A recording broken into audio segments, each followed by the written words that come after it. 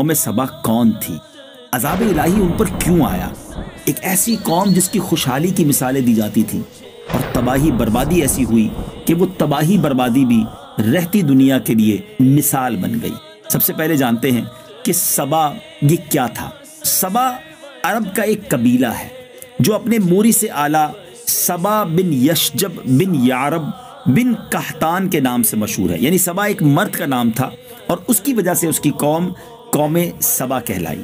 इस कौम की बस्ती यमन में, इसका मतलब ये कौम रहती थी शहर सनआ से 6 मील की दूरी पर। इस आबादी की एक कमाल की बात आपको बताऊं, दुनिया में बड़ा लोग चाहते हैं कि ऐसी जगह जाएं जो पुरफजा मकाम हो, जहां पर मच्छर वगैरह ना हो, मक्खियां ना हो, आबो हवा फ्रेश हो, गर्दो गुबार ना हो, पोल्यूशन ना हो।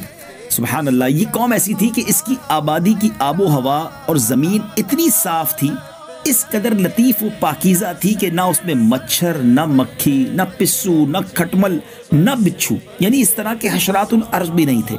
ज़बरदस्त आबो हवा थी, बल्कि यहाँ का मौसम भी बड़ा मॉडरेट था, बड़ा ज़बरदस्त क्लाइमेट था, ना ज़्यादा गर्मी होती ना ज़्यादा सर्दी होती। इस इलाके के बारे में ये भी कहा जाता है कि इसकी पाकीज़गी का आलम यह था उस इलाके की कि अगर कहीं दूसरे इलाके का कोई शख्स इस शहर से गुजर जाए और उसके कपड़ों में जुएँ हों तो वो जुएँ भी सारी मर जाती थी। यानी अगर वो कुछ प्रॉब्लम लेकर आता था तो वो प्रॉब्लम भी उसके जिस्म से दूर हो जाती थी।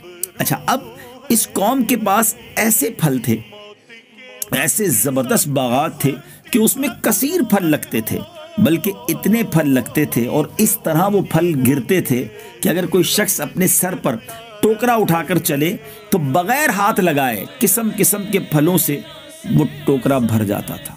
इमेजिन करें, शायद आज तो दुनिया में ऐसी जगह नहीं है। यकीनन बड़े पुरफजा मकामात हैं, बड़े खूबसूरत